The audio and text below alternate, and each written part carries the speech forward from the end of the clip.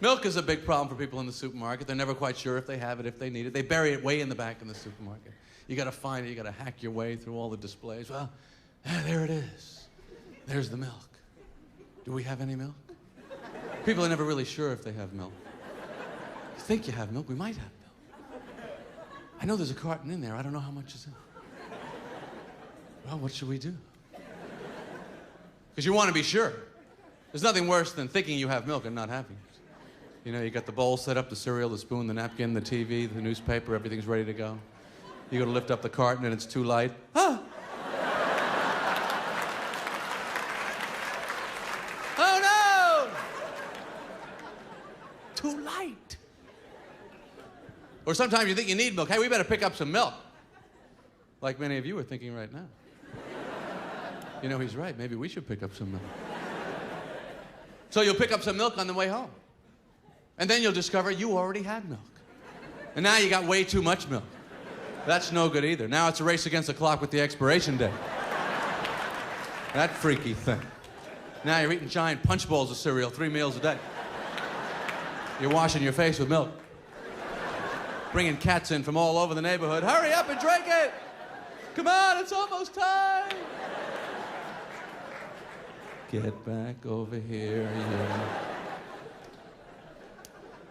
How do they know that that is the definite exact day? You know, they don't say like it's in the vicinity, give or take, roughly. They brand it right into the side of the cart and then they... That's your goddamn day right there. Oh, don't screw with us.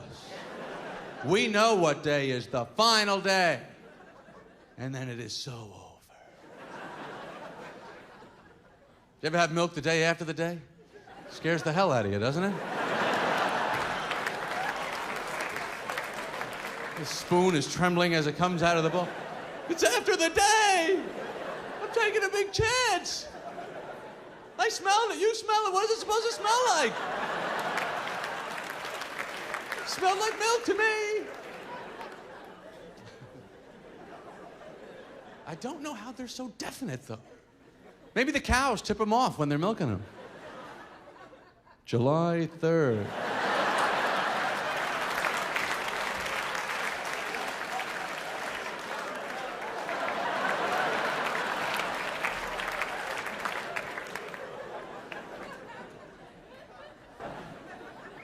I was in London about a month ago. The World Cup was going on. I enjoy any sporting event where nations get involved. I find that the most exciting. The Olympics is really my favorite sporting event, although I think I have a problem with that silver medal.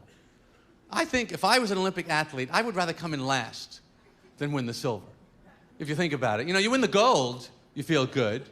You win the bronze, you think, well, at least I got something. But you win that silver, that's like, congratulations, you almost won. Of all the losers, you came in first of that group. You're the #1 loser. No one lost ahead of you.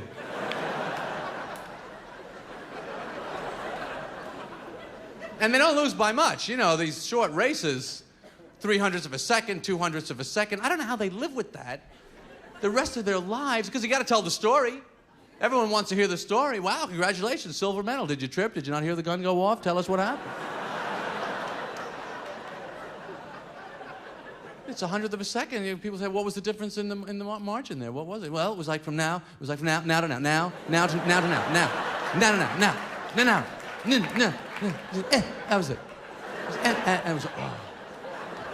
I trained, I worked out, I exercised my entire life. I never had a date, I never had a drink, I never had a beer. I was doing push-ups since I was a fetus. I flew halfway around the world. Everybody I knew in my whole life was there. The guy shot out the gun. Oh.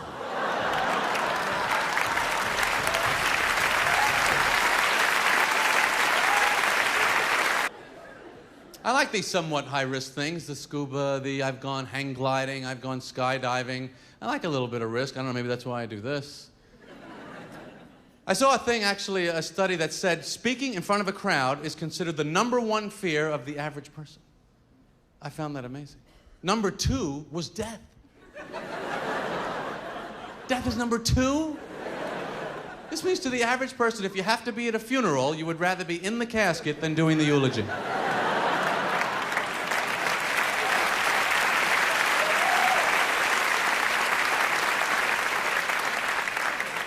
Skydiving was definitely the scariest thing I've ever done. Let me ask you this question in regards to the skydiving. What is the point of the helmet in the skydiving? I mean, can you kind of make it? You jump out of that plane, that chute doesn't open, the helmet is now wearing you for protection. Later on, the helmet's talking with the other helmets, going, it's a good thing he was there or I would have hit the ground directly. You never jump out of a plane unless you got a human being strapped underneath you. That's basic safety. There are many things that we could point to as proof that the human being is not smart. The helmet is my personal favorite. The fact that we had to invent the helmet. Now, why did we invent the helmet? Well, because we were participating in many activities that were cracking our heads. We looked at the situation. We chose not to avoid these activities, but to just make little plastic hats so that we can continue our head-cracking lifestyles.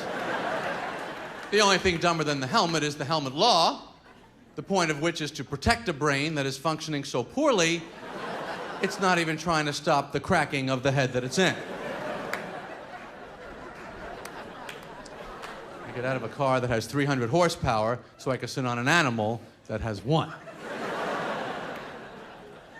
Why do we even use the term horsepower? Is that to further humiliate horses? The space shuttle rockets have 20 million horsepower. Is there any point in still comparing it to the horses, or any chance of going back to using rockets with horses, trying to keep track of how many we're going to need? The main thing is the bathroom, the shower. That's got to be good. That's why I don't like to stay with people on the road. I don't want to be in other people's showers. I never know how to operate them. You know what I mean? You can never get the ratios right on the dials. Sometimes a 16th of an inch is 1,000 degrees. You got to get out of the way of the water.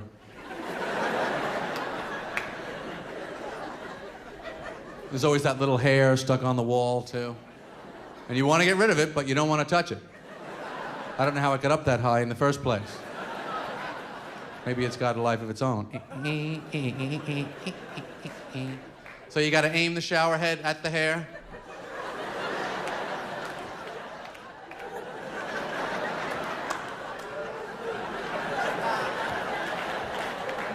That never works. You got to get a pool of water from under the shower and over to the hair.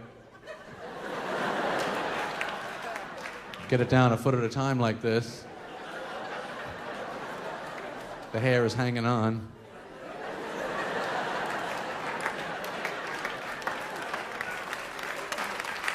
But we have to fight these battles. We're all alone in the bathroom.